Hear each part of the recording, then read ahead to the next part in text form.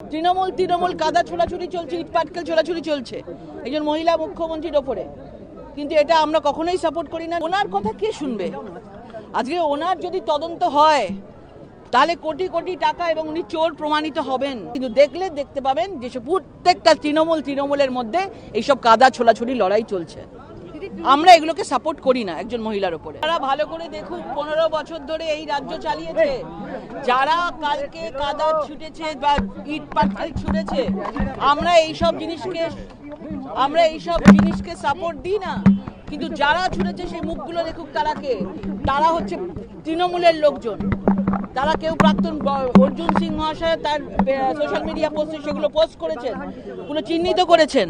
তাদের নিজেদের লোকেরা তৃণমূল কাদা ছোড়াছুড়ি চলছে, ইট পাটকেল ছোড়াছুড়ি চলছে একজন মহিলা মুখ্যমন্ত্রীর ওপরে, কিন্তু এটা আমরা কখনোই সাপোর্ট করি না। নিশ্চয়ই বিচার হবে, কিন্তু সবচেয়ে বড় কথা হলো যার বাড়ি যাচ্ছিলেন উইদাউট পারমিশনে, তারা নিজেরা বলছে আমরা আসতে বলিনি।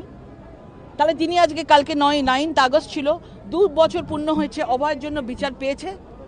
উত্তর হচ্ছে না। একজনের বিচার না করে উনি আরেকজনের কাছে যাচ্ছেন, এটা তো পরিষ্কার বোঝা যাচ্ছে রাজনীতি চলছে। এই সব ধরনের রাজনীতির ঊর্ধ্বে উঠে বিচার করা উচিত এবং আমাদের মুখ্যমন্ত্রী তার জন্য সঠিক পদক্ষেপ নিচ্ছেন। ওনার কথা কে শুনবে? আজকে ওনার যদি তদন্ত হয় তাহলে কোটি কোটি টাকা এবং উনি চোর প্রমাণিত হবেন। সুতরাং ওনার কথা এখন আর কেউ শুনছে না, সবাই ওনাকে ছেড়ে বেরিয়ে এসছে। সুতরাং ওনার কথা শোনার মতো আমাদের কারোর সময় নেই।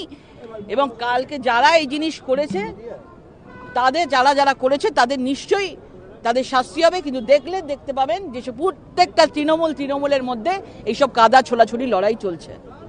আমরা এগুলোকে সাপোর্ট করি না একজন মহিলার উপরে। আজকে সুপ্রিম কোর্ট বিদেশ যাওয়ার অনুমতি দিল, অবশেষে অনুমতি পেলেন, কিভাবে দেখছেন বিদেশে যেতে পারেন? সেটা দেখুন, সেটা সুপ্রিম কোর্ট দিয়েছে। এই পুরো বিষয়টা আমাদের মাননীয় মুখ্যমন্ত্রী এবং আমাদের রাজ্য সভাপতি বিষয়টা নিয়ে আজকে তিরঙ্গা যাত্রা 2022 সাল থেকে বিভিন্ন রাজ্যে তিরঙ্গা যাত্রা হচ্ছে। পশ্চিমবঙ্গ সরকার করতে দেয়নি এতদিন, এবার নতুন সরকার এসে তিরঙ্গা যাত্রা হচ্ছে। নিশ্চয়ই এটাই তো পরিবর্তন চেয়েছিলাম। ঘরে ঘরে তিরঙ্গা আমরা লাগাতাম, সেই তিরঙ্গা পর্যন্ত খুলে দেওয়া হতো। সারা অরাজনৈতিকভাবে আমাদের রাজনৈতিক কোনো প্রোগ্রামই ছিল না আগে, কিন্তু আজকে মানুষ দেখতে পাবে যে 1947 সালে যে স্বাধীনতা পেয়েছিল, যে বিপ্লবীদের হাত ধরে, যে শহীদদের হাত ধরে আজকে স্বাধীনতা পেয়েছিল, আজকে আমরা এই প্রথম 2026-এর দোরগোড়ায় দাঁড়িয়ে আমরা এই তিরঙ্গা যাত্রা, আগামী 7 দিন ধরে তিরঙ্গা যাত্রা চলবে। মাননীয় মুখ্যমন্ত্রী আমাদের এই তিরঙ্গা যাত্রায় অংশগ্রহণ করেছেন এবং লক্ষ লক্ষ লোক আজকে এই মুখ্যমন্ত্রীর সঙ্গে পায়ে পা মেলাবেন। এটা আমাদের কাছে পশ্চিমবাংলার জন্য, আমাদের দেশের জন্য, আমাদের পশ্চিমবাংলার জন্য এটা গর্বের বিষয়, কারণ স্বাধীনতার ইতিহাসে আমাদের পশ্চিমবাংলার অবদান অনেক অনেক ছিল। আমাদের ভিডিও ভালো লাগলে লাইক এবং শেয়ার করুন। কমেন্ট সেকশনে গিয়ে জানান আপনাদের মতামত। আরও ভিডিও পেতে আমাদের চ্যানেল সাবস্ক্রাইব করুন এবং প্রতি মুহূর্তে খবরের আপডেট পেতে প্রেস করুন বেল আইকন।